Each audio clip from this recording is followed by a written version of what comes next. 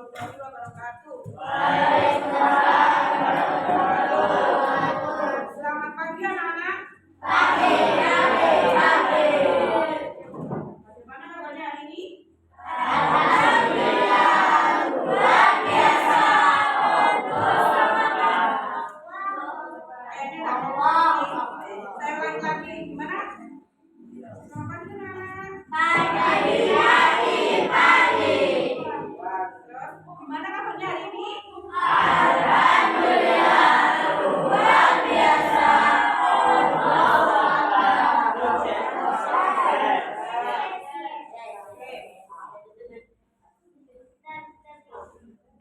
Hari ini ada yang tidak masuk? Ada yang tidak masuk? Ada yang tidak? Tidak ada ya? Alhamdulillah hari ini sudah masuk semua ya. Oke, perkenalan dulu ya. Sudah ada yang sudah kenal dengan guru? Siapa? Perkenalan dulu ya. Perkenalkan, nama saya Lina Dwi Afiani. Kalian bisa memanggil saya dengan Bu Lina. Ya. Di sini Bu Guru mengajar pembelajaran KKA. Ada yang tahu KKA? Ada yang tahu? KKA itu coding dan kecerdasan artifisial. Ya.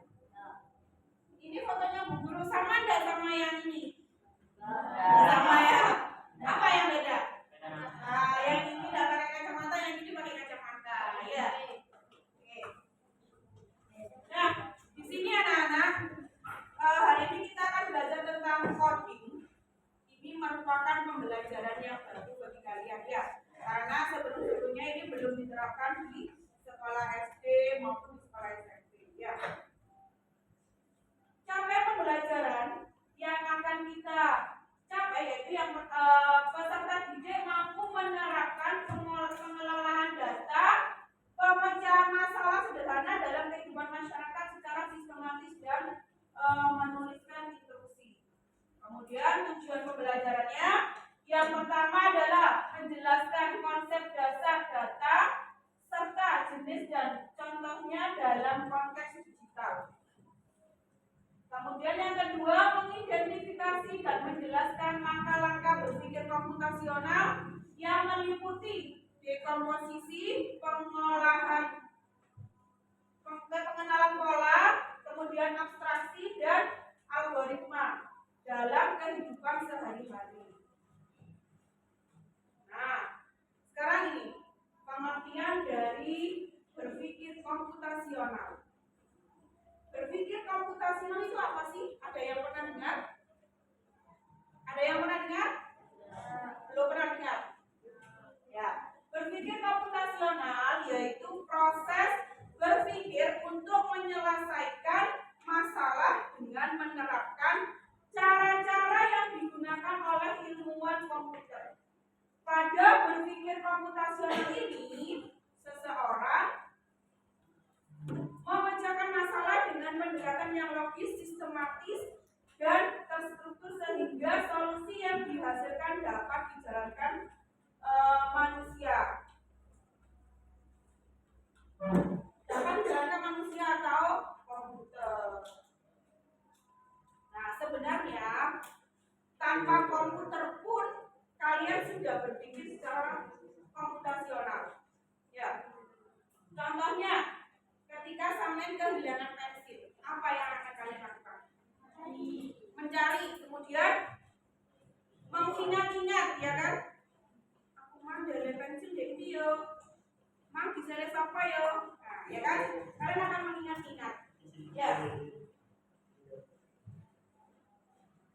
Nah, itu termasuk juga pada berpikir yang komputasional. Ya. Nah, pentingnya berpikir secara komputasional itu yang pertama dapat membantu menyelesaikan masalah dengan lebih mudah. Jadi sampean dengan berpikir secara komputasional itu permasalahan-permasalahan yang sampean dapatkan dapat terselesaikan dengan mudah. Ya. Kemudian yang kedua membantu membuat keputusan yang lebih baik. Kemudian yang ketiga mengajarkan cara berpikir komputasional, sampean akan mencari solusi-solusi dari masalah itu secara sistematis. Kemudian membantu menghemat waktu dan lebih efisien. Yang kelima, membantu beradaptasi dengan teknologi, karena kita sudah di zamannya teknologi, ya, di zamannya internet sudah gampang sekali kita akses, ya. Biasanya kalau di rumah itu kalian pegang HP enggak? Ya. Apa yang kalian lihat dari HP? Dari HP itu kalian bisa ngapain saja? Main game, terus TikTok, nonton anime, terus apa lagi? Konten, membuat konten. Nah, belajar melalui internet, ya, melalui gadget, melalui internet kalian bisa menjelajah bahkan sampai ke seluruh dunia, ya. Kemudian mengembangkan kreativitas dalam mencari solusi. Biasanya di sini ada yang pernah pakai ChatGPT. Untuk apa biasanya ChatGPT itu? Bertanya. Gimana cara bertanya? Tidak tahu. Biasanya bagaimana? Ada yang pernah pakai ChatGPT? Buat apa biasanya? Mencari apa? Hai ChatGPT, bisakah buatkan saya cara membuat telur dadar? Itu ada muncul semua, ya. Muncul semua mulai dari alat dan bahan, cara membuatnya juga, ya. Hai ChatGPT, bisakah kamu memberikan jawaban atas soal ini? Nanti dijelaskan soalnya, nanti juga muncul jawabannya, ya. Sekarang semakin canggih anak-anak. Oke, di sini di komputasional ini mengenal konsep data dan jenis-jenisnya. Nah, di sini artinya data itu adalah kumpulan fakta atau bahan mentah yang bisa berupa kata, angka, gambar, dan suara, atau juga simbol. Jenis-jenisnya di sini ada. Nah, berdasarkan bentuknya, jenis data itu ada 4. Yang pertama apa? Data apa? Data teks. Data teksnya apa? Data yang berisi huruf. Terus apa lagi? Kata atau kalimat. Contohnya apa? Nama, alamat, dan hobi, dan lain-lainnya. Yang kedua apa? Data numerik atau angka. Sudah ada, berarti bentuknya berupa angka. Contohnya apa? Umur, tinggi badan, ya. Terus jumlah buku di perpustakaan, itu, ya. Jumlah siswa yang perempuan, jumlah siswa laki-laki, gitu, ya. Kemudian yang ketiga apa? Data gambar. Data gambar, berarti itu kan berupa. Contohnya apa? Fotografi, ataupun grafik. Yang keempat, data apa? Data suara. Ini berupa rekaman suara atau contohnya adalah wawancara. Ya. Kemudian berdasarkan sifatnya dibagi menjadi 2, yaitu data kualitatif dan data kuantitatif. Kalau kualitatif itu berupa angka, tapi kalau kuantitatif itu berupa kalau kualitatif itu data yang tidak berbentuk angka, melainkan menggambarkan sifat atau kualitas suatu objek. Contohnya di situ ada warna baju, terus apa lagi? Jenis makanan, terus ekspresi wajah, ya. Itu berupa kalimat, ya. Kemudian data kuantitatif itu berupa angka. Contohnya di situ. Nah,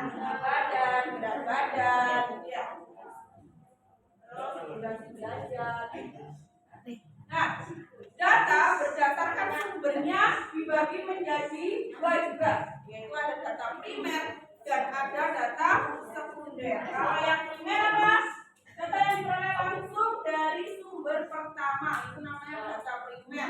Ya, contohnya, sampai mewawancarai teman, itu kan data langsung. Misalkan ini mewawancarai ini, sampai begini lapor, sama begini, itu kan secara langsung, ya. Itu namanya data primer. Sedangkan data sekunder itu adalah data yang dikumpulkan dari sumber yang sudah ada. Contohnya di sini membaca hasil survei di internet. Nah, sekarang data dalam kehidupan sehari-hari. Di sini ada nilai ujian. Nilai ujian itu termasuk data ya. Kemudian ada jadwal pelajaran juga. Terus ada kontak di HP, itu juga termasuk data. Lagu, terus halaman rumah dan game. Game ini juga termasuk data. Oke. Sekarang cara atau langkah-langkah berpikir secara komputasional dalam kehidupan sehari-hari. Ini dibagi menjadi 4. Ya. Yang pertama ada dekomposisi atau memecah masalah. Yang kedua ada pengenalan pola. Yang ketiga ada abstraksi dan yang keempat ada algoritma. Apa dekomposisi itu? Ada yang tahu? Memecahkan masalah atau membagi masalah-masalah yang besar atau kompleks itu menjadi masalah-masalah yang lebih kecil. Rasanya dikasih permasalahan, misalkan membuat nasi goreng. Dekomposisinya apa? Ada yang tahu? Membuat nasi goreng. Dekomposisinya kalau memecahkan masalahnya, di situ ada alat, ada bahan, ada cara masaknya, ya. Itu namanya dekomposisi. Dari masalah yang sangat besar dibagi lagi menjadi masalah yang lebih kecil, masalah yang lebih kecil. Kemudian dari masalah yang lebih kecil itu dibagi lagi menjadi masalah yang lebih kecil lagi, gitu ya. Ini namanya dekomposisi. Kemudian yang kedua, pengenalan pola. Nah, ini juga sangat penting dalam berpikir secara komputasional. Pengenalan pola itu adalah mencari kesamaan di antara bagian-bagian yang sudah dipecah. Ya. Dengan mengenali pola, kita dapat memprediksi atau menyelesaikan masalah yang serupa dengan lebih cepat. Ya. Oke. Kemudian abstraksi, memfokuskan hal-hal pada informasi-informasi yang penting saja. Menyelesaikan masalah tidak perlu memikirkan semua masalah secara detail. Cukup mengambil inti permasalahannya agar tidak membingungkan. Contohnya, ini ada contohnya. Ketika kamu ingin membuat peta jalan dari rumah ke sekolah, sini pernah membuat peta jalan dari rumah ke sekolah? Kamu tidak perlu menggambar setiap pohon atau batu yang kamu lewati. Kamu pernah menggambar itu? Dari rumah sampai ke sini, kamu gambar pohon-pohonnya di peta? Tidak kan ya? Tidak perlu ya. Jadi dicari yang paling penting-pentingnya saja. Ya. Jangan saya belok sini, ada perempatan saya belok sini, ada pertigaan saya belok ke sini. Ya. Hal yang dibutuhkan adalah rute utamanya, rute utama dari rumah Samian ke sini. Ya. Nama jalannya apa dan tempat duduknya seperti toko atau perempatan. Itulah contoh dari abstraksi dalam kehidupan sehari-hari, yaitu mengambil hal yang penting-penting saja. Nah, algoritma yang keempat itu adalah algoritma. Apa algoritma? Algoritma adalah apa? Nah, algoritma itu adalah membuat langkah-langkah untuk menyelesaikan masalah-masalah yang sudah dipecah kecil berdasarkan dengan pola-pola yang sudah ditentukan.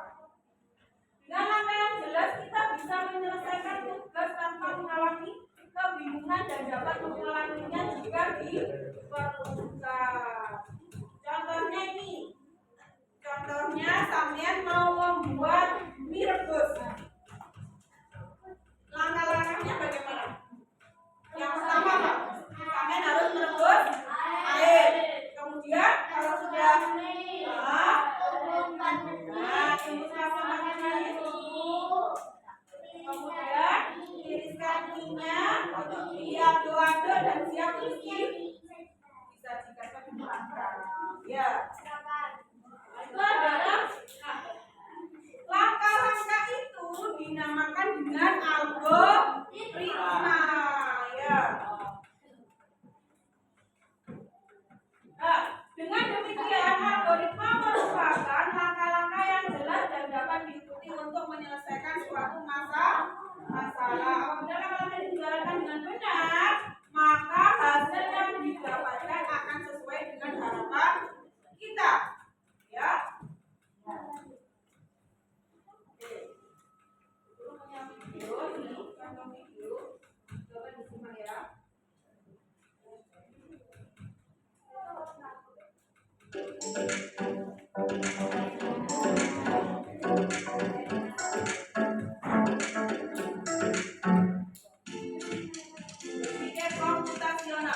Implementasi dalam 4 metode beserta contoh kasus berpikir komputasi. Hai, Assalamualaikum warahmatullahi wabarakatuh. Selamat datang kembali di kelas informatika. Ini 4 metode dari berpikir Dalam komputasional. Yang pertama ada dekomposisi, yang kedua ada apa? Yang kedua ada pengenalan pola, dan yang ketiga ada abstraksi, dan yang keempat ada pembahasan materi minggu lalu sudah dijelaskan bahwa dalam berpikir komputasi memiliki 4 metode, diantaranya 1. Decomposition, 2. Pattern recognition, 3. Abstraction, dan 4. Algorithm design. Pada video kali ini, Ibu akan mencontohkan kasus dalam kehidupan sehari-hari dan menerapkan 4 metode berpikir komputasi yang tadi sudah dijelaskan sebelumnya. Coba dilihat Contoh pertama adalah cuci pakaian. apa ini? Mari kita coba menjemur. Apa ini? Contoh pertama apa? Mencuci pakaian. Selesaikan masalah ini dengan cara berpikir secara komputasional, dimulai dari decomposition atau bahasa Indonesianya adalah dekomposisi. Seperti yang kita ketahui, dekomposisi adalah memecah masalah yang besar atau kompleks menjadi. Ini namanya dekomposisinya. Dekomposisi tadi apa? Memecahkan masalah yang besar menjadi masalah yang lebih kecil. Dari contoh mencuci pakaian ini, dekomposisinya ada apa saja? Ada yang pertama memilah pakaian. Memilah pakaian ini dari yang warnanya juga warna putih disendirikan, warna-warna yang lain disendirikan biar tidak berkurang. Ya. Kemudian juga menyiapkan alat dan bahannya. Apa di situ? Ada ember, terus ada apa lagi? Ada sabun deterjen atau sabun cuci atau cuci lainnya. Kemudian yang ketiga di dekomposisinya ada prosedur mencuci atau cara mencucinya. Ya. Ini masalah yang kecil dan sederhana. Coba perhatikan gambar. Masalah terbesarnya adalah cuci pakaian. Nah, dari masalah besar ini, kita akan pecah menjadi sub-sub masalah yang lebih kecil dan sederhana. Maka akan diperoleh 1. Memilah atau menentukan pakaian berdasarkan jenisnya, yaitu memisahkan baju yang berwarna putih dengan baju yang berwarna gelap supaya tidak benturan, atau memisahkan antara seragam sekolah dengan baju sehari-hari. 2. Menyiapkan alat dan bahan. Alat berupa mesin cuci, ember, hanger, dan bahan berupa deterjen, air, pewangi, dan pemutih pakaian. 3. Proses mencuci, yaitu dengan menjemur dan lain-lain. Dengan menuliskan langkah-langkah mencuci di antaranya. Proses mencucinya ini meliputi langkah atau proses mencuci sampai ke menjemur pakaiannya. Ya. 1. Menyalakan mesin. 2. Memasukkan baju yang telah dipilah-pilah. 3. Mengatur waktu dan kecepatan, dan seterusnya. Itulah yang disebut dengan dekomposisi dalam mencuci. Nah, rangkaian ini semua itu dinamakan dengan dekomposisi atau dipakai. Selanjutnya adalah pattern recognition atau pengenalan pola. Kita akan mencari kesamaan atau perbedaan pola yang ada dalam mencuci pakaian. Kita harus memahami dan mengerti pola yang digunakan. Tahap yang kedua atau langkah yang kedua yaitu pengenalan pola. Pengenalan pola ini kalau di mencuci pakaian ini ada kita akan mencari persamaan atau perbedaan pada perbedaan pola yang ada dalam mencuci pakaian. Kita harus memahami dan mengerti pola yang digunakan ketika kita mencuci pakaian. Nah, ini meliputi yang pertama untuk mencuci maka kita memerlukan air. Nah, ya, memerlukan air, kemudian kita menggunakan deterjen, kemudian menyalakan mesin cuci, kemudian ada memasukkannya ke dalam Kita mencuci pakaian. Coba perhatikan gambar. Dalam mencuci pakaian, kita menemukan pola bahwa 1. Untuk mencuci, maka kita membutuhkan air. 2. Untuk mencuci, kita menggunakan deterjen atau sabun cuci. 3. Kita akan menyalakan mesin ketika mencuci. 4. Memasukkan ke dalam tabung dan seterusnya. Pola ini akan terus kita gunakan atau kita ulang-ulang ketika kita akan melakukan kegiatan mencuci pakaian dengan mesin. Nah, pola ini akan diulang-ulang terus ketika sampai mencuci. Ya, menggunakan mesin cuci. Pola yang ini dilakukan secara terus. Ya.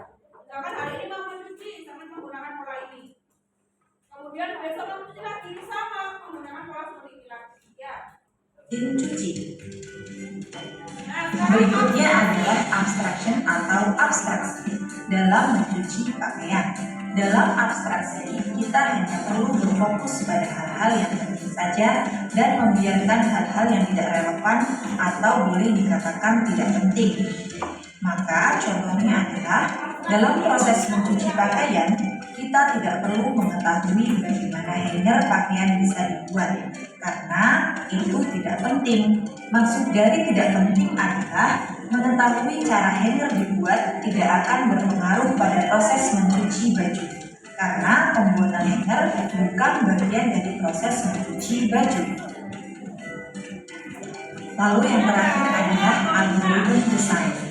Algoritma tadi apa algoritma? Langkah pencucinya bagaimana? Algorithm design adalah membuat langkah-langkah untuk menyelesaikan masalah-masalah yang sudah dipecah kecil-kecil berdasarkan dari pola yang ditentukan. Dari Bagaimana? Langkah-langkah pencucinya bagaimana? Yang pertama menyiapkan apa?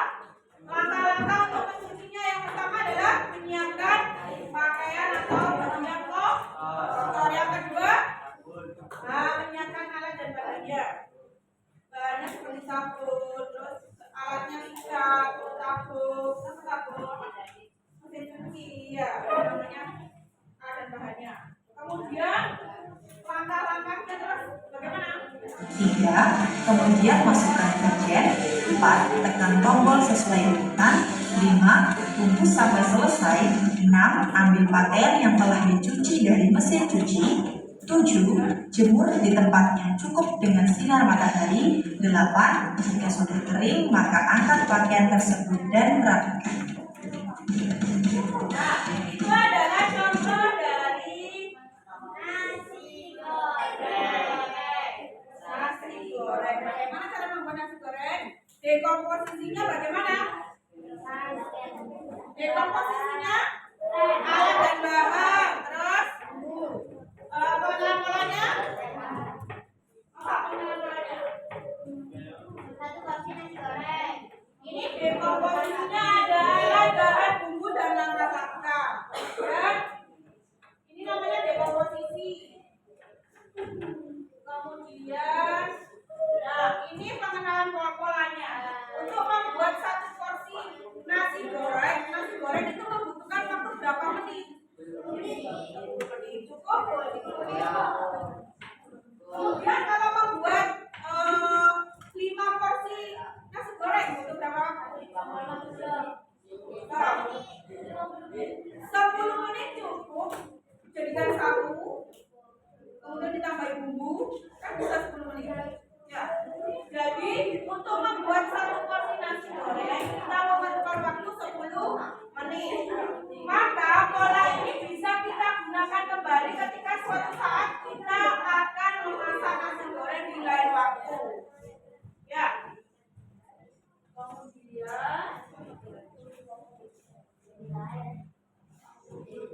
Nah, abstraksinya, di sini apa abstraksinya?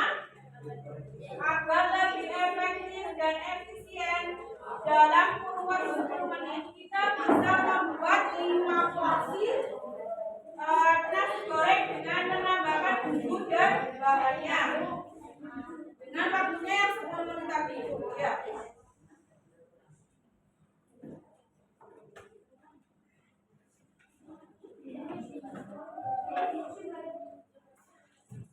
Kemudian algoritmanya bagaimana? Algoritma tadi langkah-langkah membuat nasi gorengnya, mulai dari menyiapkan bahan, terus apalagi menyiapkan bumbunya, nasinya, ya.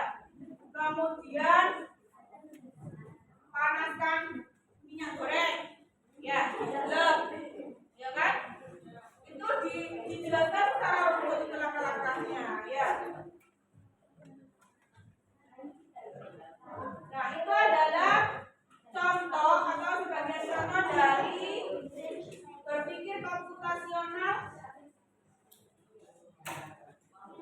dalam kehidupan sehari-hari. Ya.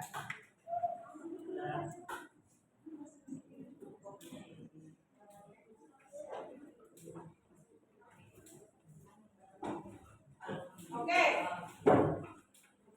Dari contoh tadi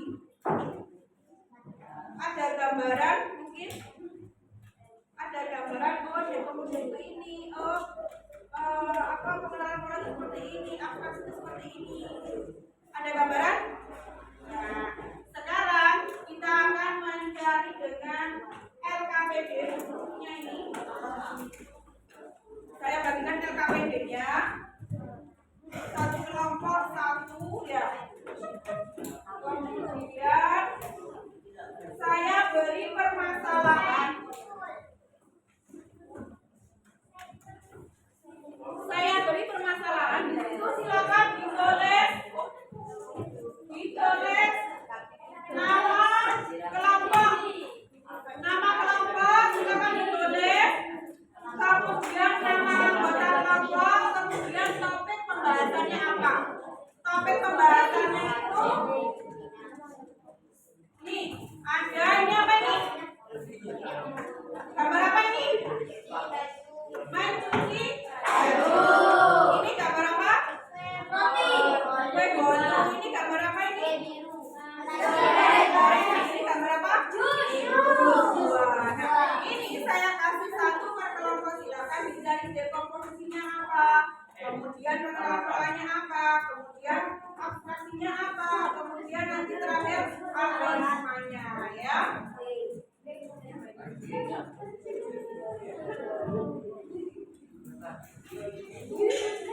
Silakan ini nanti ditempel di ini ya. Silakan ini nanti ditempel di sini. Iya. Ya.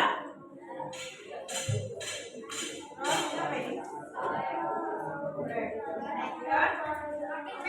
sebelum mengerjakan angka atau LKPD-nya silakan berdiri semua.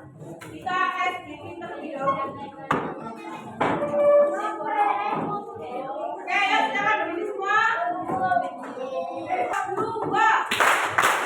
tambah 3,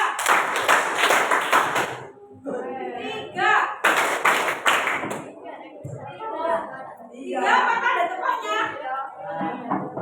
Dulu bilangnya kalau ada tepuknya, tepuk jangan tambah 1, tambah 2, tambah 3, 4. Ya. Sekali lagi, ini untuk mengkonsentrasikan otaknya sampean ya.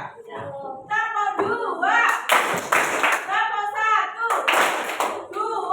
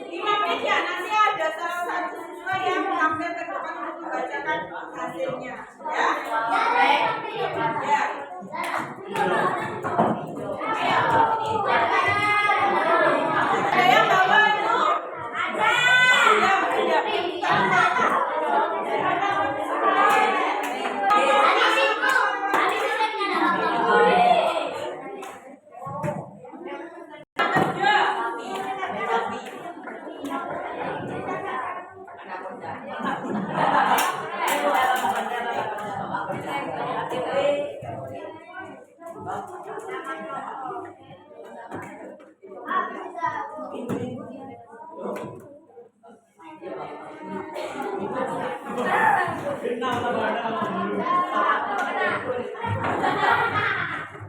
yang betul nih?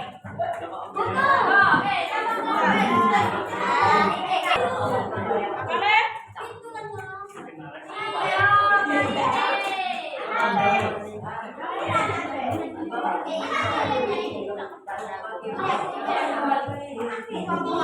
Nemenin dari sekarang ya. Nanti ada salah satu perwakilan kelompok yang akan mempresentasikan hasil kerjanya ya.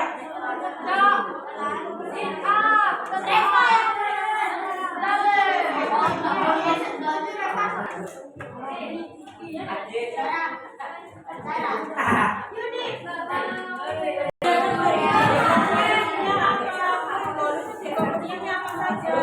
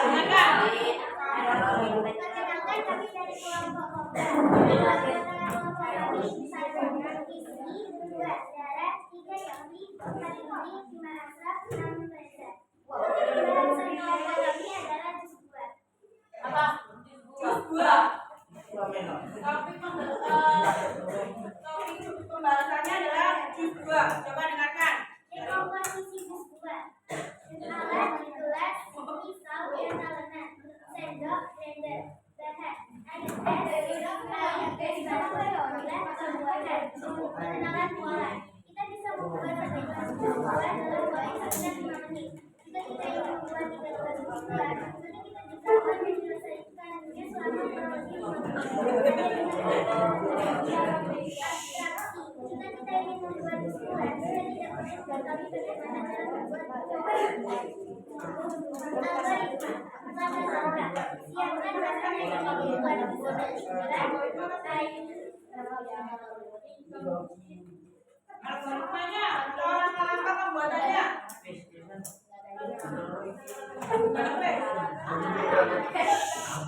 Yang lainnya diam. Yang keras suaranya.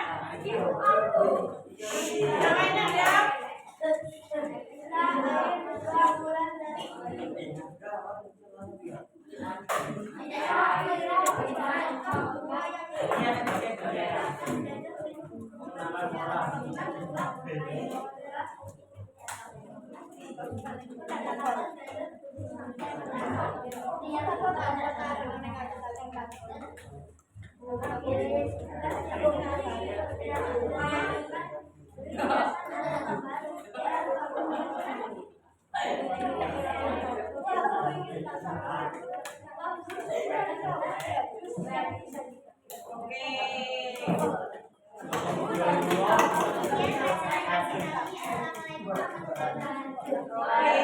Kasih tepuk tangan untuk kelompok kobra. Tahu? Dikasih apa? Dikasih W, kasih O, kasih W. Wow, keren. Wow, keren. Wow, keren. Bisa? Bisa? Bisa? Dikasih apa? Dikasih W, kasih O, kasih W.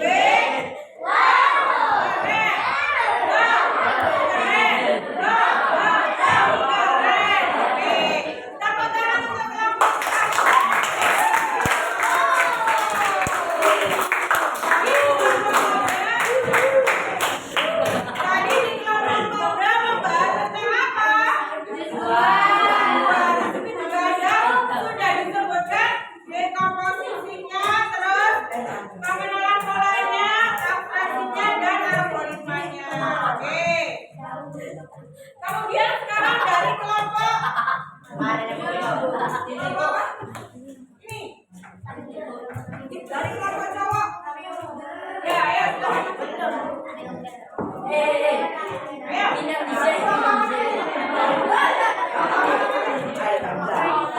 Siapa yang mau minum?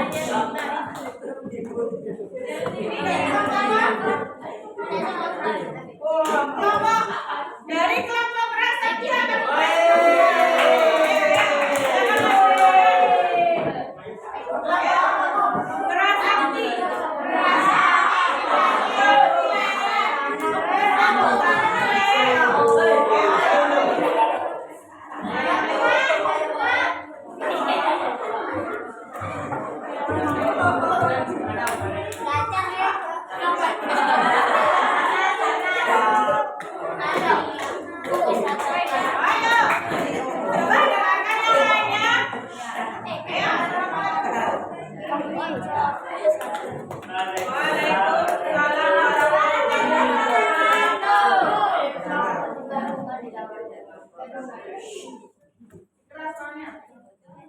pembahasannya apa?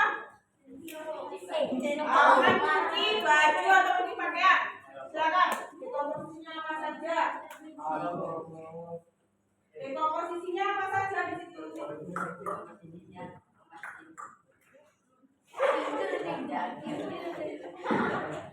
Ayo. Dekomposisi.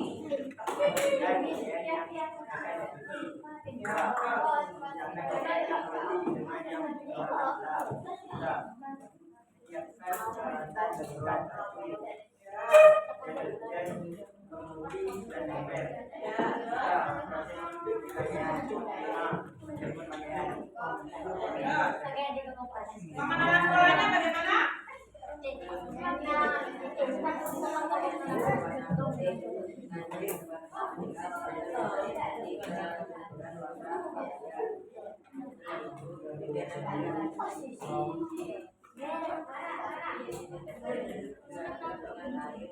Coba dengarkan yang kedua. Ya, terus abstraksinya? Abstraksinya?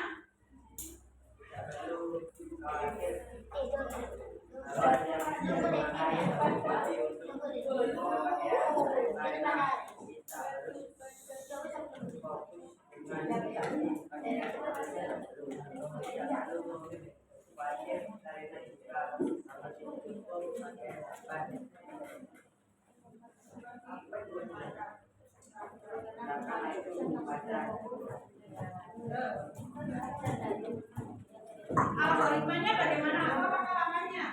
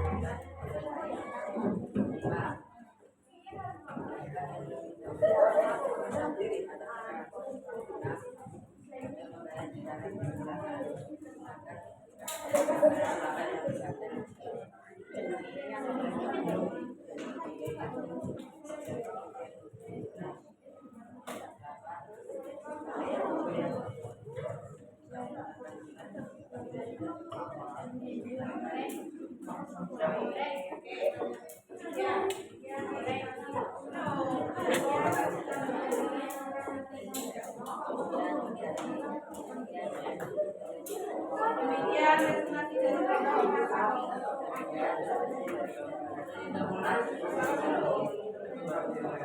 Waalaikumsalam warahmatullahi wabarakatuh. Ya, kita ngomong untuk kelompok praktisi.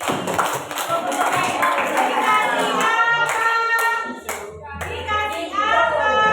Kasih B, kasih O, kasih B.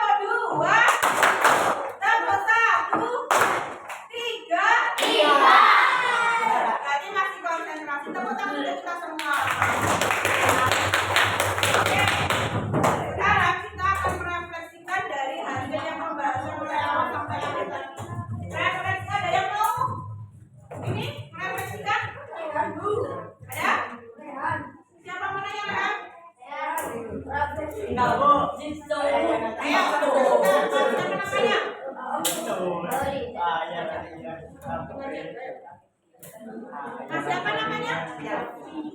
Wafli. Yafli kan Yafli. Coba itu refleksinya dibaca. Dari apa yang kita bahas tadi? Ayo, dalam komputasi.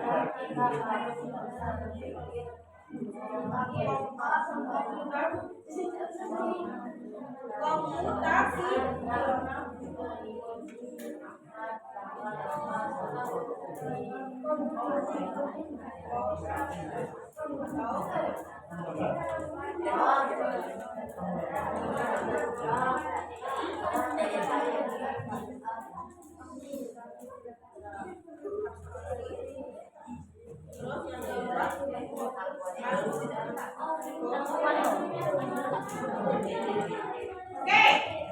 refleksi dari yang kita bahas tadi mulai dari awal sampai akhir itu yang ini adalah dalam pemecahan masalah kita harus bisa berpikir secara komputasional yang meliputi 4 langkah. Yang pertama adalah dekomposisi atau pemecahan masalah. Yang kedua pengenalan pola. Yang ketiga abstraksi. Yang keempat atau langkah-langkah ya.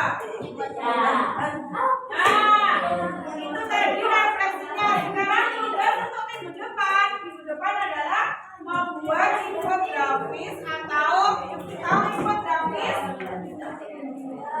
Infografis itu yang di dalamnya ada ini tentang berpikir komputasional. Jadi di sini nanti sampai membuat infografis ya. Minggu depan di sini ada pemecahan masalahnya apa tadi? Dekomposisi, terus pengenalan pola, abstraksi dan algoritmanya. Ya, pengertian-pengertian dari itu ya. Sudah ya? Sudah sampai ke penghujung waktu. Saatnya kita selesaikan dulu ini. Alhamdulillah kita sudah melakukan Indonesia